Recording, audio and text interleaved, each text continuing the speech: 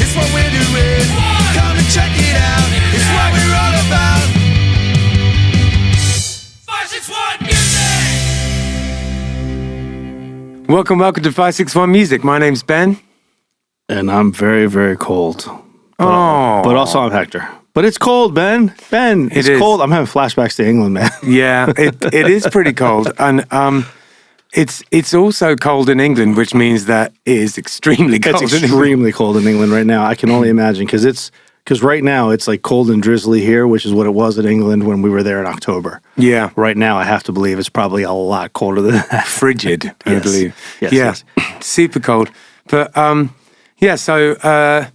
man, it was your first gig with Bomb the Algorithm this weekend. Oh, was that me? Was that this weekend? Yeah. I was there, but I have no recollection of the show because I was so stiff and so there in body but not in so spirit. Nervous. Yeah. Well, it was great. So when was the last time you were on stage with a saxophone? On stage with a saxophone? Yeah. No shit, probably 30 years ago. That's awesome. Yeah. You did great. Yeah. So it's a lot of fun. We didn't have any Killbillies gigs, but yeah, Bomb the Algorithm, which is you should check us out. It's like a ska punk project. Yeah. We played and we had a good time. I thought, what's that place called again? Coastal Karma Brewing. Coastal Karma. It's not necessarily the first place you would think of for like a punk show, but it worked. It went well. Like when we were there, I got there shortly after you guys had set up the PA and stuff, and everybody was kind of meandering in and setting up, and then it was us and Butch and Hard Reset, and by the time we got ready to start playing, like us, like being the first band, by the time we got ready to start playing, the place was packed. Yeah, it was fun. No, absolutely. It was a good group of people there. And it was Hard Reset's first show. There were a lot of firsts that night. There was, yeah. And it was Butch's first 100th show. yeah. First 100th show. It's Butch's first show at Coastal Karma. Exactly. Yeah. No, it was great. Lots of fun. And what else? I've been making some reels about scales, which has been occupying all of my time and thoughts. Yeah. But they will emerge into the world pretty soon. And we've been planning our video. We have been. That's. Have you decided on the tattoo? Yeah, you know what? I think I'm going to do something up in this area here. Yeah. And I think I'm going to go astrological on this one. I think nice. I'm Sagittarius, and I think I'm going to do something to do with Sagittarius or something in there. Yeah. I don't know. I think so. I don't know. We'll see. No, that's a really good idea. So, send that to me so I can tell the guy. But that's really cool. I don't have a design, so I just have to give him the idea and let him design it. Yeah, I guess so. And I'll maybe just take a picture of the area so he knows how much space he has to work with. Yeah, that's a good idea. Yeah. Yeah, man. So tattoo videos and all going on. Punk bands. Yeah, man. Lots of good stuff. We have Scott Crain from Monaco Slim with us today. How's it going? It's going all right. How are you? I'm good. This is the third time we've hung out in about a month. Yeah. It's nice to see you again. Yeah, you too. I was saying off mic, I always feel woefully underdressed when I'm around you. You always look dapper. Yeah, I'm kind of obsessed with the leopard print right now. I get it. Leopard print's cool. I had a friend who I was in a band with, Layla, and she used to really rock this. It's very rock and roll, yeah. She always used to rock the leopard print, but I never have done. But I think you've inspired me. It's time. Good. Yeah. Do you have any leopard print pants? Not yet, but I'm on the lookout. On the hunt for them. Yeah, I'm on the hunt for them. But it took me 33 years to find my spirit animal, and I finally found it. That's awesome. Yeah. So my question is, if you did find the leopard print pants, would you wear them at the same time? That's a tough one. I'm not sure. It might be overkill, but it's either overkill or it's just so much that it works. Yeah. I feel like if I really lock into it, I would just send it with the leopard print. Just own it, man. Yeah. So, could you tell us a little bit about how your band Monaco Slim came into being? Yeah. I was working as a door guy at a place called Glitch Bar in Fort Lauderdale. It's like an arcade bar. And Well, like arcade machines. yeah, gotcha. pinball machines, old arcades, and if you go and buy a drink at the bar, you can play all the arcades for free. Cool. Yeah, so I was working the door there as a security guy back in 2019, and word got out that I would, play gigs and then come to work, and I'd work from 10 p.m. till like 6 in the morning. It's pretty crazy hours. Yeah, and that's brutal. Yeah. it was brutal, especially doing like a 3-hour solo gig beforehand. Yeah. But I guess I was working myself to death at that point, and I met this guy there who was playing after a year. Like I'd been opening the door for this guy for about a year. His name is Anthony, and we just started jamming out. He asked if I wanted to jam, and I was honestly feeling at the time like a little bit jaded because I'd played in a few bands that hadn't really worked out for whatever reason. And we started playing in this little studio called Live Apparatus that was in my neighborhood. And Is it still there? it's not there anymore, no. But it was cool. It was a cool spot. And we played there, and I was like, man, this guy's got chops.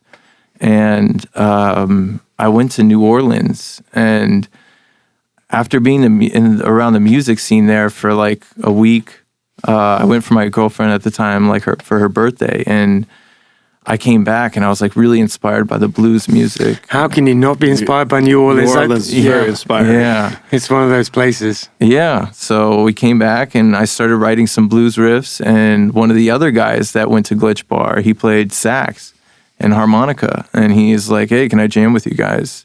And so we started playing together. We found a bass player, and yeah, that's how the band started. That's really cool. They all just kind of coalesced at this Glitch Bar. Yeah. That's rad. Yeah. Yeah. I wouldn't have taken you for a door. It's good to know that, you can kick some asses if necessary. Yeah, we had to throw people out of there quite a bit. I bet. A lot of college kids, frat kids and stuff. That was, it's not as fun as it seems. No. That gets old after a while. I'm sure.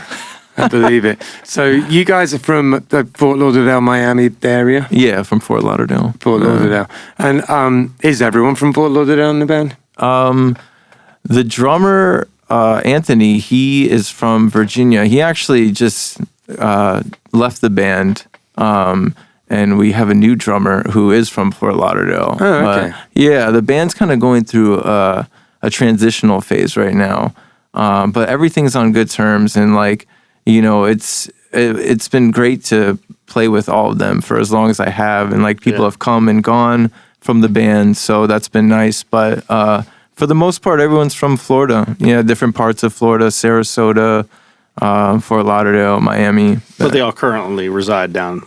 In Broward County. Yeah. Okay. Yeah. Gotcha. And when it comes to sort of coalescing around the blues, this was your kind of idea to do something bluesy, and then other people kind of joined that idea, or were you all sort of fans of the blues originally? Yeah, we were all, I think, individually fans of the blues, cool. And we all kind of just met in the middle somewhere. Yeah. Because some of the songs sound bluesy, some of them have a funky sound to them, and the sax player and I, the sax player is Michael Floyd. He and I write most of the songs together. Okay. So he'll come up with a sax riff, and he'll give me a few words to work with. Cool. Yeah, and for our song "Baby's on Drugs," well, my baby's on drugs, and he just started humming that, singing that, and he didn't really have anything else, and I was like, okay, I can work with this, Yeah, and he gave me a tune, and I kind of followed the melody and wrote out the lyrics. Nice. So is that pretty much, excuse me, is that pretty much your guys' writing process then? Is he brings an idea or you bring an idea and then you guys just kind of get together and start writing? Or? Yeah. Cool. And that's how it's worked. It's just, I don't know. Yeah, man, whatever works. Yeah. I find that's a very, that's how I write as well, is someone will come up with a hook, which really is ultimately the most important thing. Because then you can hang anything off it, Yeah. If you've got that one bit that's just awesome, that you know, it almost hits you like a lightning strike one day, you know what I mean? You just go, like, oh yeah, you know, it just works, this one bit. That the rest of the song is just a question of working it out, Yeah. you know? Yeah, that's cool. Yeah, that's super catchy too.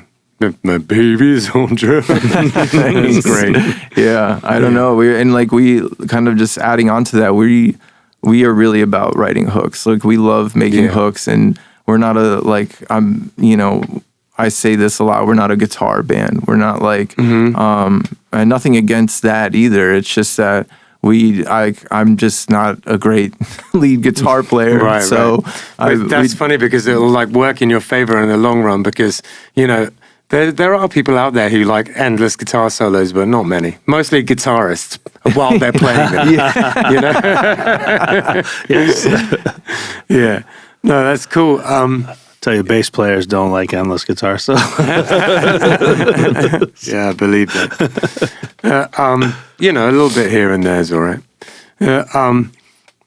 Yeah, so that's how you're sort of coming up with the material. When it comes to lyrics, like lyrical content, do you find that you write about one thing more than another, or is it just depends on what's required? I think it sort of depends on what's required. Like my writing process for lyrics used to be very restricted in this way that it had to come from within, right? Yeah. And now with Monaco Slim and over the past 5 years, it was a challenge to myself. Like, let me write outside of this perspective. So for our song "Ain't No Good," I'm writing from the perspective of a dirty cop. Yeah. You know, and I kind of put myself in the shoes of a dirty cop, and I'm writing from that first person perspective there, and that challenged me a lot, I think. And so we have other songs that these aren't my personal experiences. You know, I feel like, you know, it's one of the harder. It's like the next tier of writing because everyone starts off being able to write sad songs about themselves, and then you get the being able to write songs in other moods about yourself, and then there's like the next one, which is being able to expand it to putting yourself outside of yourself and writing from another perspective, which obviously it's going to have a lot of you in it. Yeah. But like by the same token, it's harder because you have to really sort of sell yourself that you understand it enough to be able to do that. Right. It's tough, and I've done it. I wouldn't say it's my favorite way to write, but because I find that I can't tell if I'm being honest or not, you know, in those situations. Yeah. But I have done it, and it's a very useful skill to acquire. That's for sure. Yeah. And I think that's part of what makes Monaco Slim what it is that when I think of even the name Monaco Slim, I think of some gambler, some vagrant person. And I had to really personify this. Like a crocodile shoes, kind of like, I got you. Exactly. How'd you guys come up with Monaco Slim? It took us forever. It really took us forever to land on a name. We were playing for That's usually the way it works. a year or a year and a half before we landed on a name. And it's crazy because we started this band and then COVID happened. So we were meeting up like once a month, masking up in the studio and writing most of these songs. But we didn't play our first show for about a year and a half because of that. So it gave us a lot of time to come up with a name as well as like a concept. Yeah, that's great. You know,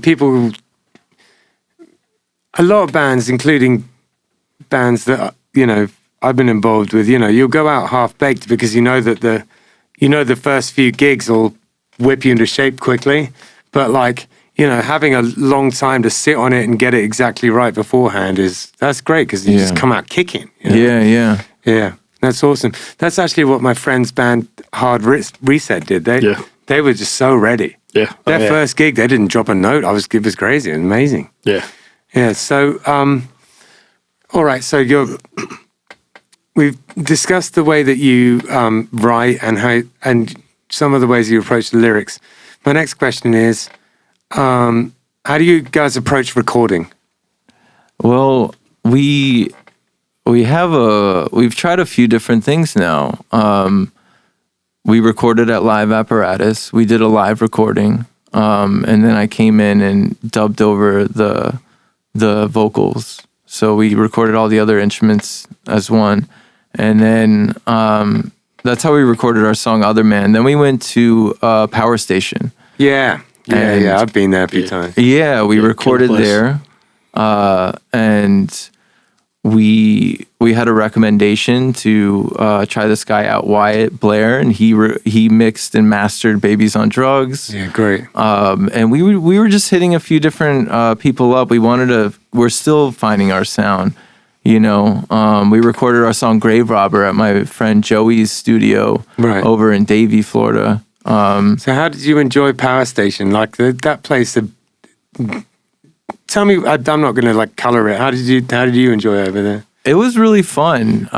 It was interesting. It was such a, you know, I think that was the first time I recorded in like a legit studio. Yeah, it is, and it is that. You know, it's very much so a legit studio. Yeah. Have you guys recorded anything there? I haven't recorded, but I have been down there. Yeah. I've recorded a couple of things there, different projects. Like one thing that I was just a hired gun on, and then another thing where we did some recording for a band I was in, No Name Ska band there, and it's it's awesome. It's awesome, you know, like amazing. The drum sounds they get, how quick they are to get such good sound. They have all those distresses that I love in the control room. The control room is awesome. Yeah, I really enjoyed being in there and watching my sax player record, and they're just the workflow there is really impressive. Like, you get things done really quickly, and you know you're paying a pretty decent amount to be there. Sure. You know, I think they earn their money though. They're fantastic, and exactly. Yeah, the guy Tony Bon Jovi, who he's one of the ones who kind of spearhead that like slotted pine system they have for the sound insulation and like, you know, for the acoustics and reflections and stuff. I just love the way it sounds in those places. That slotted pine thing with the insulation behind it, and then the pine in front of it just gives you like exactly the right amount of reflection. It's nice. Yeah. Beautiful. Yeah. When I get some kind of studio of my own, I'm going to do it like that. Yeah. It sounds great in those places. So after that, what other recording have you done? You started saying, but I forget. So my friend Joey, he built a studio in his house, and he really built quite a nice studio. Wicked. I mean, you can do it. Yeah. It's called Electric Audio Ranch or Davie Audio Ranch. I don't know which one he's going by. He's still getting it off the ground. Okay. But yeah, he's got a control room there, and he's got the back of his house, which is just the main room and the main recording room. And we recorded our song "Grave Robber" there.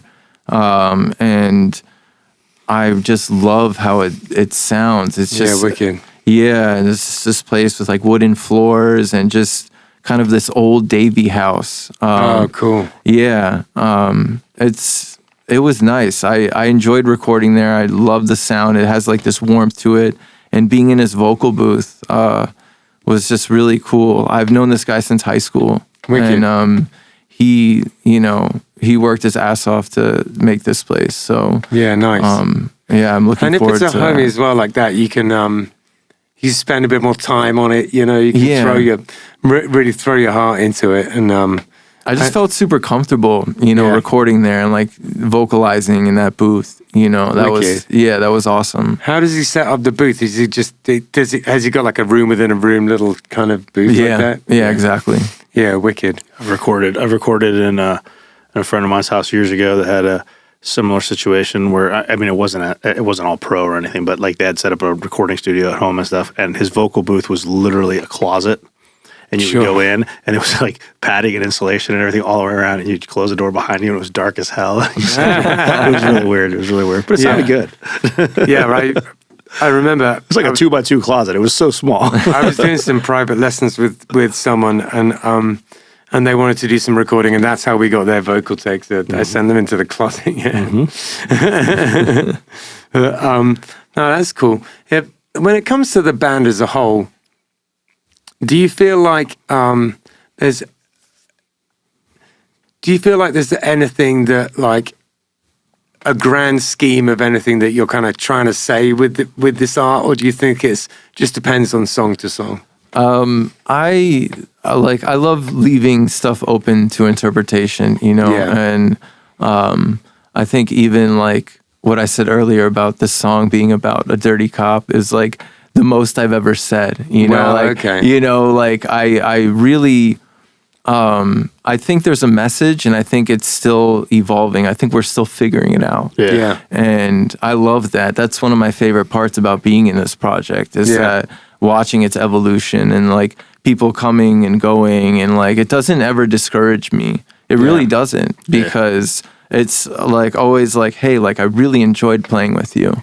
Yeah. And I hope whatever you do next is awesome, and I hope we can share the stage again one day. Yeah. So it's a very healthy way of looking at it. Yeah. And I, you know, I'd agree with you there. It's, you know, you don't want anyone to be sticking around if they're unhappy. Yeah. You know? Yeah. And it's, you know, there's no reason why things have to just stay the same forever and ever, you know. Don't get no ideas. I was just about to say, remember you said that. Do not get any ideas. You're like, you can't go anywhere. Yeah, and of course, like, it's difficult too when like, you know, you go through your own emotions of like, okay, I'm gonna miss this guy on bass, but you know, it's I don't know, it's good and bad, you know. It's well, you it's only not- live once, you know. Yeah, you exactly. only live once, and that goes for everybody. You know, like so you got to do what you want to do in this life. Yeah, and I'm looking forward to working with our new drummer, DC. He plays in a band called Ascultura. Yeah, I know them. Yeah, they just toured Europe. Yeah, wicked. Yeah, he is incredible. I've been playing in a band called Voodoo Elvis cool. with him for about 2.5 years. Nice. And we hit up the circuit in Fort Lauderdale. We do like Fat Cats and Poorhouse. Wicked. Stuff like that. Ascultura are great. I've played with them before. Yeah? Yeah. You know, just in the ska punk scene, you know. Yeah, that's a killer band. That's awesome. Okay, cool. That's good to know. You got, you know, you're going to have a fantastic drummer. That's going to be awesome. Wicked. When it comes to like the like influences, like how would you say that the sound, other than like New Orleans, is there any bands that you listen to that you were kind of trying to sound like? And if not, that's just totally fine. Yeah, I think, you know, Junior Kimbrough is definitely an influence there.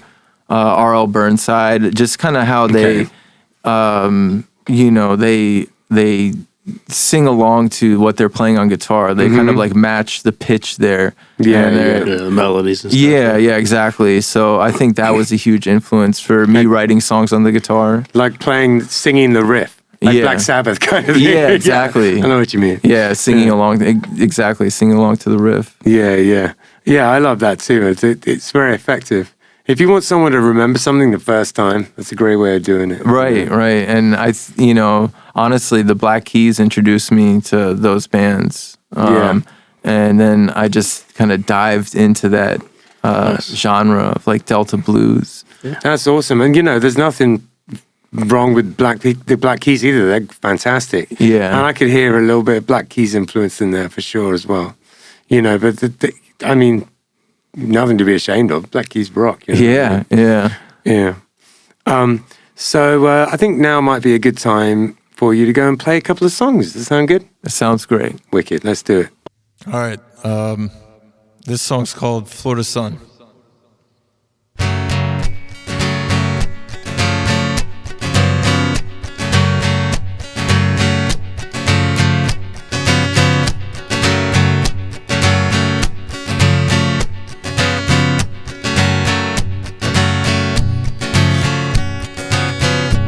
got a few hundred miles till I reach the next state over.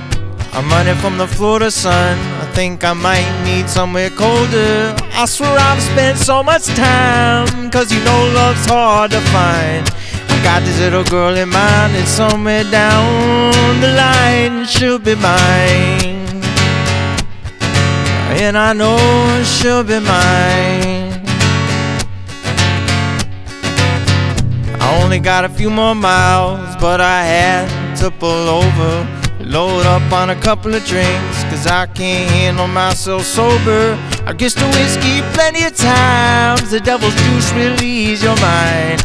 I got this little girl in mind, and if I stay between the lines, she'll be mine. Come rain or shine, she'll be mine. Yeah, and I know she'll be mine, yeah.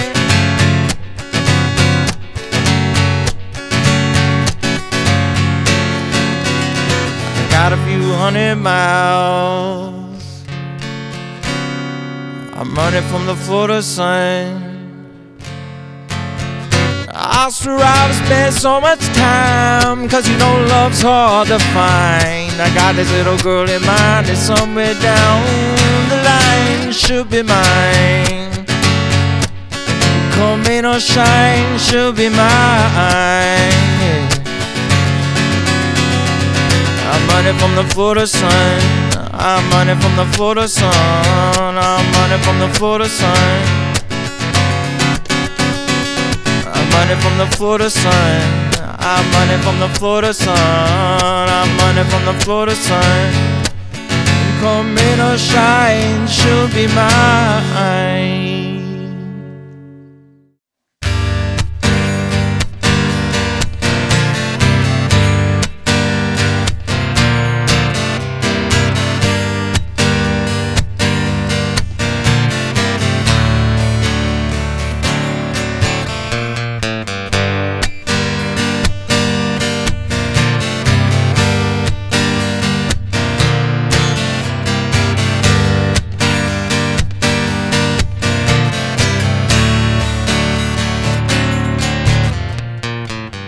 In addition to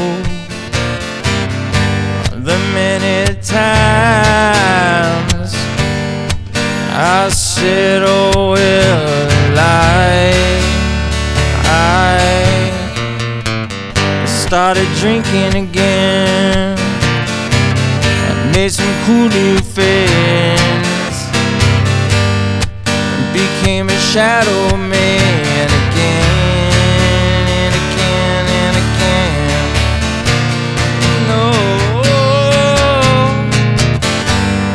Must be nice, yeah.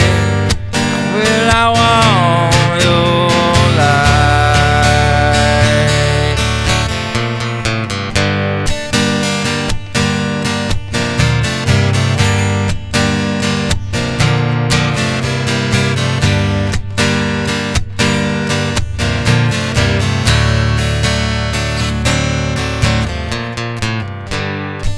Now I'm singing at the wishing well. Feels like I cast a spell. Just another lie I tell myself. If you wanna lay into me when you're high on your misery, well, who am I to disagree?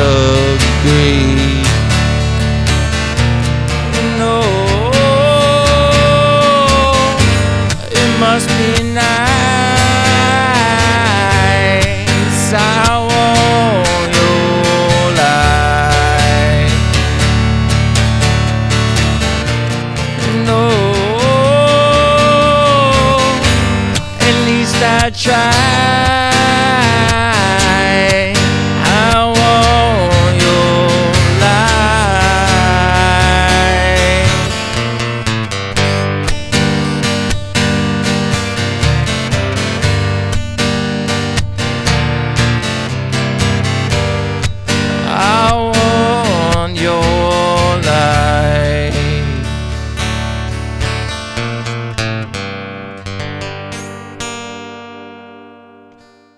Oasis Root Kava Bar is in Sea Grape Square on Indiantown Rd.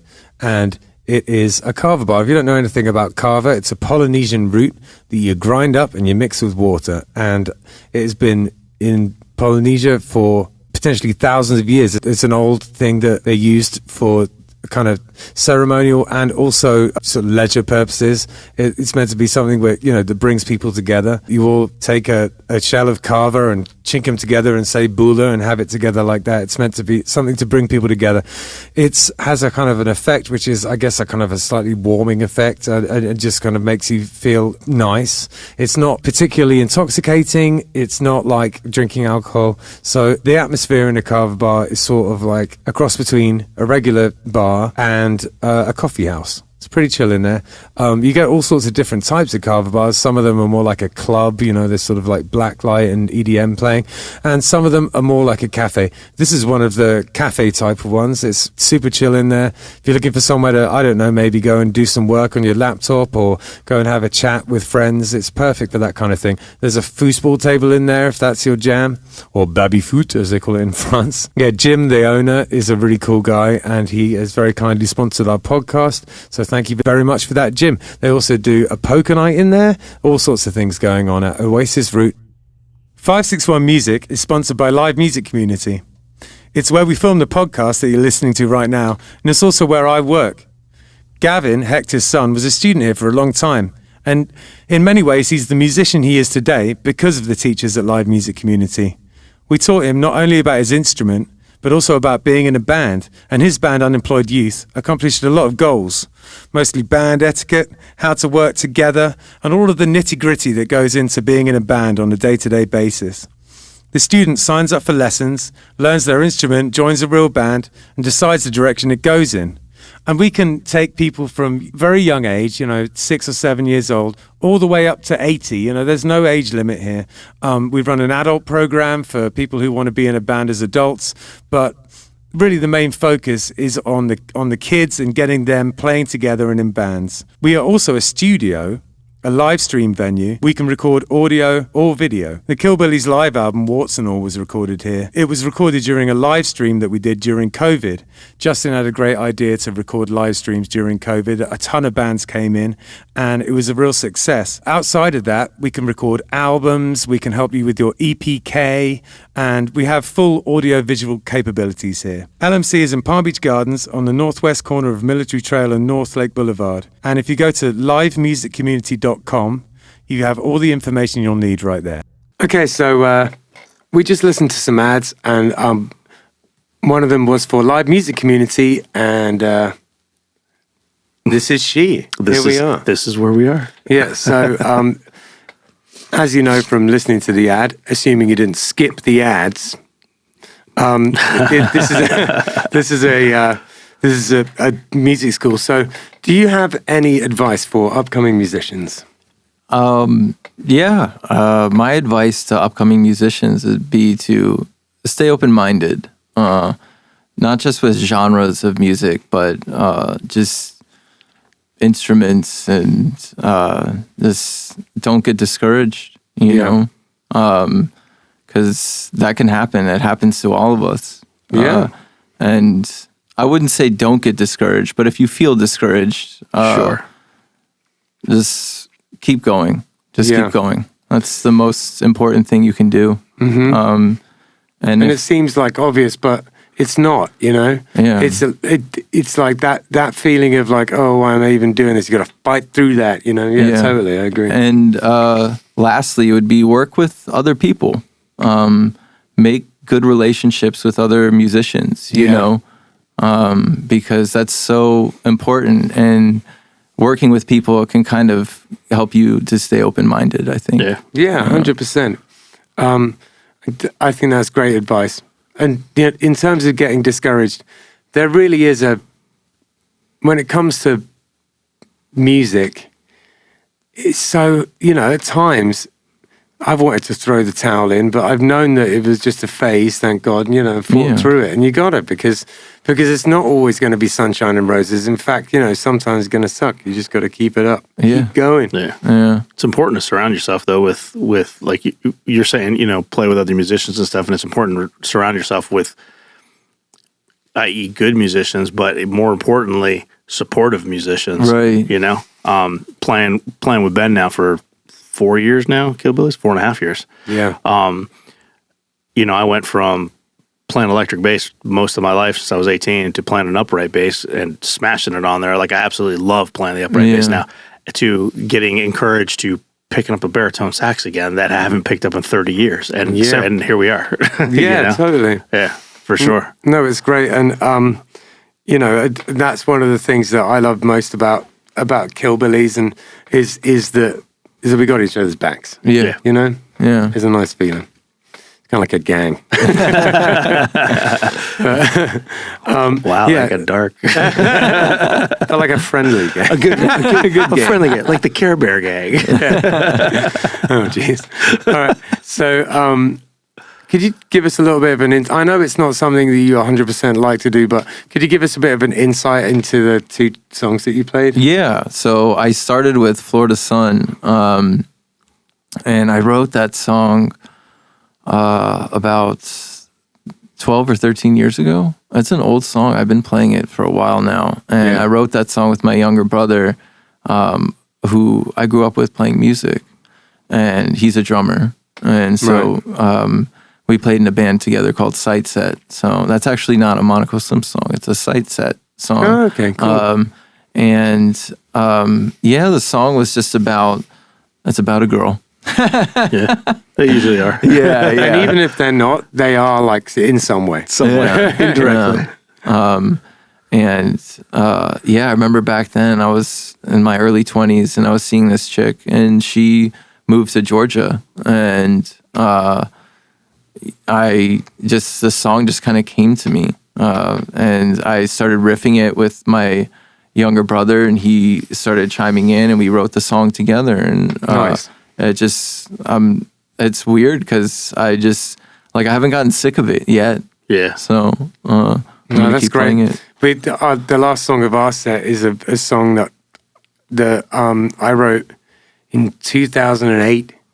So Wow. we're still playing that, which is just because I love it. You know? Yeah. Close almost that's- every set with it. Almost every night with it. Yeah, totally. What's it called? It's called "Get the Devil Off My Back." That's awesome. Yeah, and that song's been around for a minute. I didn't play it that time when we played the show together, but I often play it. But it's more of a band song. It's kind of like a banger, you know. Yeah. So, what was the other one about?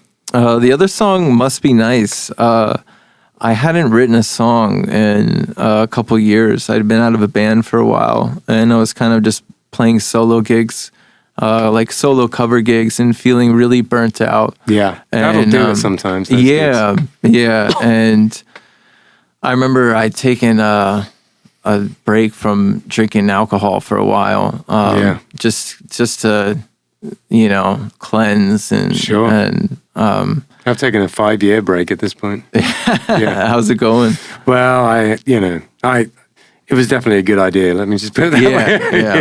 Yeah, it always is, and I still Yeah. do that. I still take breaks from drinking. Not that, I think at one point it was an issue for me. And Well, that's if you feel like you caught it before it becomes an issue, then more power to you because I definitely did not. But yeah, that's awesome. It was an issue for me, and that's awesome. Hey, someone once said to me, if you can take 1 day off a week, 1 week off a month, and 1 month off a year, then that's like a pretty good situation to be in. Yeah.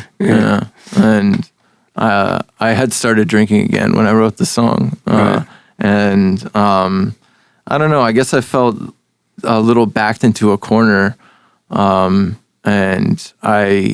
it was nice just to make that song. Like it felt really good. Like I remember writing that song and then like it was such a cathartic experience for me. Yeah. Because it felt like I was getting it all out finally, like after not writing a song for a couple years. Yeah. So, I didn't really play that song with a band ever. It's funny because I'm here talking about Monaco Slim, but I didn't play Monaco Slim songs tonight. I played some songs, some deep cuts for you guys. Yeah, I would have done the same. Like when I play on my own, I always play these weird songs that I don't never get to do with the band. So yeah, I get it. Yeah. That's cool, man. It's really been a pleasure talking to you. Monaco Slim's a badass band, and you play beautiful songs. What's next? What's next for you? Like, where do you see Monaco Slim going? Is there anything in the pipelines? Like, yeah, and thank you. It's been nice talking to you guys as well. It's been a fun time. We're getting back in the studio. We're gonna record some things with our old drummer. Actually, he said, just hit me up, when you guys are ready. We're gonna go back to Power Station. Sick. Nice. Record a couple more tunes that we've had on the back burner for quite a while, and then get DC up to speed and start playing again. That's the plan. Hopefully by spring or summer. Nice. Have a few shows planned. I will be playing at Tarpon River Brewing on February 1st.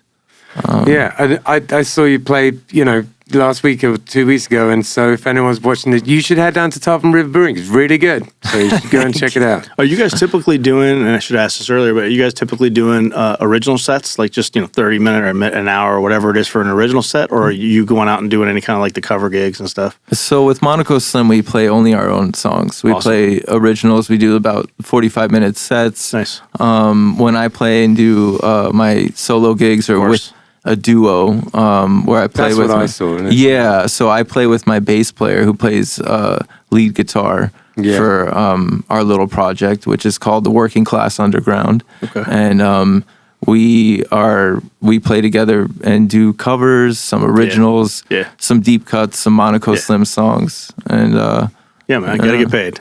Yeah, exactly. Unfortunately, that's the only way to do it down here. Yeah, no doubt.